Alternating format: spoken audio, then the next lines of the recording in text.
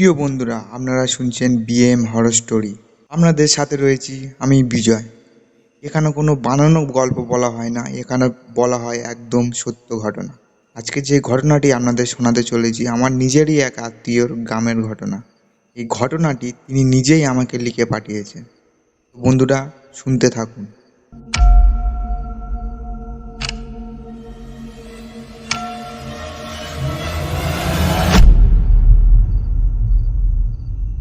আমি সুকুমার। আজ যে ঘটনাটি বলবো সেটি আমার নিজের গ্রামের ঘটনা। আমার বাড়ি দক্ষিণ 24 পরগনায়, তবে বিশেষ কারণে গ্রামের নাম বলবো না, কারণ সেখানে এখনও অনেক মানুষ বসবাস করে। আমাদের গ্রামে ঢোকার পথে একটা বাঁক আছে, বেশ বড়।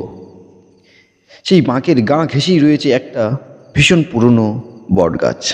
গাছটি কত বছরের পুরনো তা গ্রামের বয়স্ক লোকেরাও বলতে পারে না।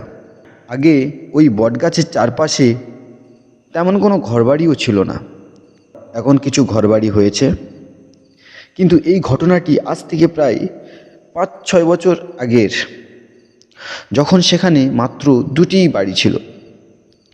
সেই সময় সেখানে একটি বাড়িতে 4 জনের পরিবার বাস করত।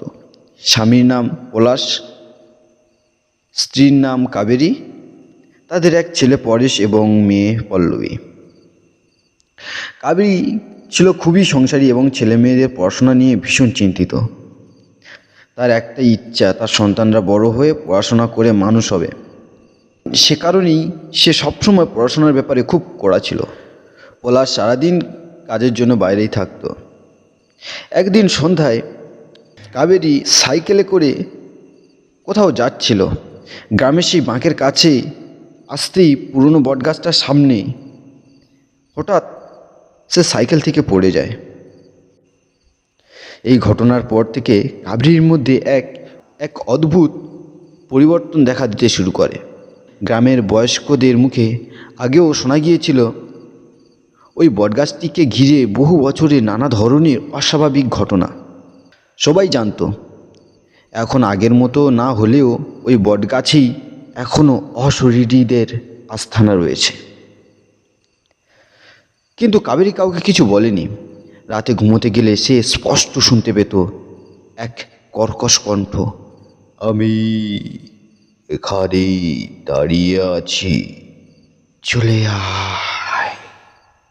এই ডাক সে তার স্বামী পলাশকেও জানায়নি।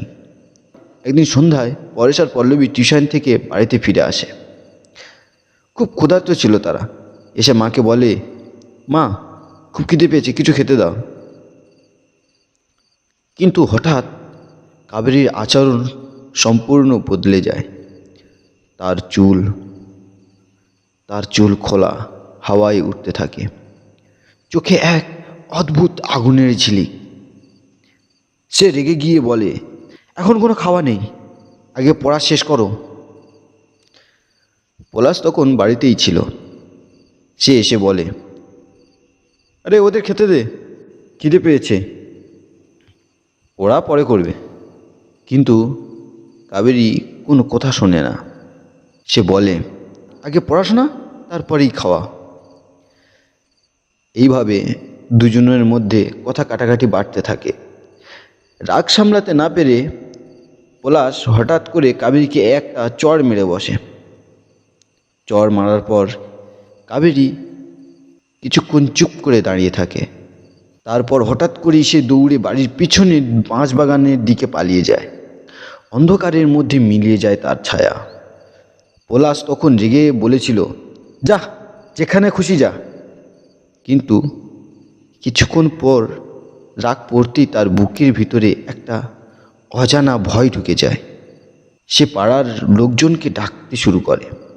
সবাই মিলে খোঁজাখুঁজি শুরু করে। বাঁশবাগান, মাঠ, রাস্তার ধারে ধারে সব জায়গায় খোঁজা হয়। গ্রামের মাঝখানে একটি বিশাল বাঁশবাগান ছিল। তার ভিতরে একটা অত্যন্ত পুরনো মোটা অজানা একটা গাছ ছিল। ডালপালা এত উঁচুতে যেখানে সাধারণ মানুষের পক্ষে ওঠা অসম্ভব। সেখানেও সবাই ডাকাডাকি করে, কিন্তু কাবেরীর কোনো খোঁজ মেলে না।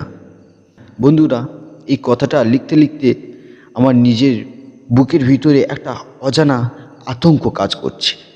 মনে হচ্ছে কেউ অদ্ভুতভাবেই খুব কাছে থেকেই সব দেখছে, যেন কাবেরীর সেই ভয়ঙ্কর রাতটা এখনও শেষ হয়নি।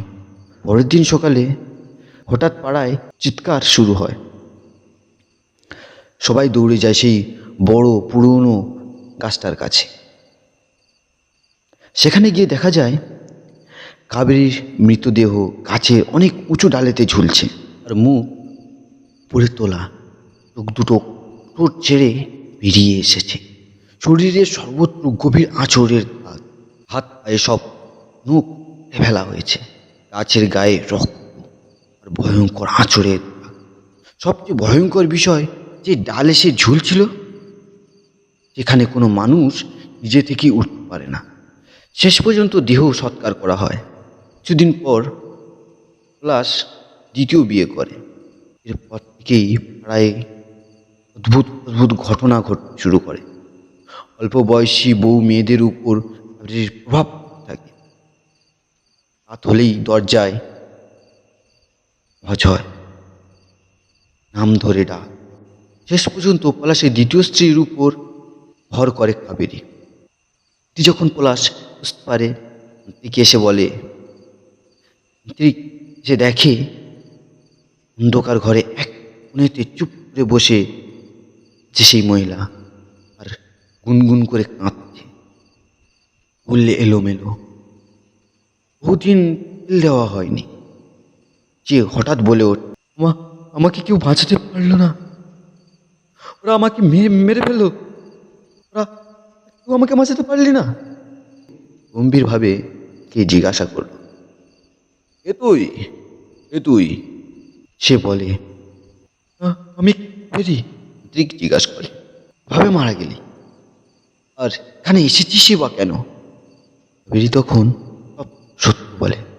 সে বলে, সেদিন চর মারার পর যে দূরে পালিয়েছিল, কিন্তু কিছু দূর যেতেই সে বুঝতে পারে কতগুলো অশরীরী লোক আর পিছু নিয়েছে, কে ধরার চেষ্টা করছে। সে প্রাণপণে পালাচ্ছিল, এদিকে ওদিকে উঠে বেড়াচ্ছিল, কিন্তু ওরা তাকে শেষ পর্যন্ত ধরে ফেলে। কিন্তু সে তাদের হাতকে শেষ পর্যন্ত ছাড়া পায়নি। তখন পলাশ আর গ্রামের লোকজন তাকে খুঁজছিল, তখনই সে একদম কাছেই ছিল, কিন্তু ওরা ভাবে তাকে আটকে রেখেছিল। যে অশরীরীরা কে এমনভাবে আটকে রেখেছিল, প্লাস তার সামনে দাঁড়িয়ে কেউ তাকে দেখতে পায়নি। সে চিৎকার করতে চেয়েছিল, কিন্তু ওই অশরীরী লোকগুলো তার মুখ ধরে রেখেছিল, হাত শক্ত করে ধরে রেখেছিল। সে মনে মনে বলতে চাইছিল, আমি এখানে, আমাকে ওরা ধরে রেখেছে, কিন্তু তার কোনো কথাই বাইরে আসেনি। সবাই চলে গেল। ওরা তাকে সেখান থেকে বের করে টানতে টানতে নিয়ে আসে। তারপর শুরু করে অত্যাচার। তারা একের পর এক হাতের পায়ের নখ উপড়ে ফেলে, মুখ চেপে ধরে, গলা টিপে ধরে। সে কাঁদছিল, হাত জোর করছিল, সে বলছিল, আমাকে ছেড়ে দাও, আমি বাঁচতে চাই, আমাকে ছেড়ে দাও। কিন্তু কেউ শোনেইনি। শেষ পর্যন্ত যে অশরীরীরা মিলে অদ্ভুতভাবে সেই গাছের কাছে তাকে টানতে টানতে নিয়ে যায়। ওরা তাকে সেই গাছেতে জোর করে তুলে দেয়, তার পরনের কাপড় দিয়ে গলায় ফাঁস করে ঝুলিয়ে দেয় সেই ডালেতে। কথা বলতে বলতে কাবেরী, তোর কষ্ট আমি বুঝেছি, কিন্তু এভাবে সবাইকে বিরক্ত করা ঠিক নয়। তখন কাবেরী বলল, আমি আমার সন্তানদেরকে ছেড়ে কোথাও যেতে পারবো না, তাই আমি এখানেই আছি, আমি কোথাও যাব না। কিন্তু ঠিক বলে, এভাবে ওর মুখ থাকা ঠিক না। এই বলে ঠিক তাকে বোতল দেখিয়ে বলে, এর মধ্যে চলে আয়, চুপচাপ, আমি তোকে জোর করবো না। কিন্তু কাবেরী যেতে রাজি হয় না। তাই শেষে ঠিক এক বিশেষ মন্ত্র পড়ে এই বোতলের মধ্যে তাকে বন্দি করে এবং এই বোতলটিকে সে একটা নদী ছিল, এই নদীর কাছেই নিয়ে যায় এবং সেই বোতলটিকে ছুঁড়ে নদীর মধ্যে ফেলে দেয় আর মনে মনে বলে, এখানে আর ফিরিস না।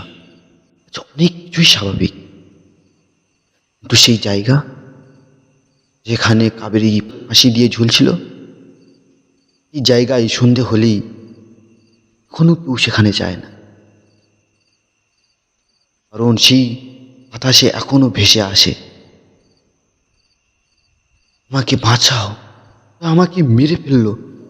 কিন্তু এখন এই গাছটি কেটে ফেলা হয়েছে। তো বন্ধুরা, আপনাদের এই ঘটনাটি কেমন লাগলো এটা কমেন্ট করে অবশ্যই জানাবেন। ঘটনাটা বলতে বলতে আমার নিজের মনেও এখনো এক অদ্ভুত অজানা ভয় কাজ করছে, কারণ কিছু ঘটনা গল্প হয়ে শেষ হয় না, তারা থেকে যায় বাতাসে, অন্ধকারে, মানুষের মনে।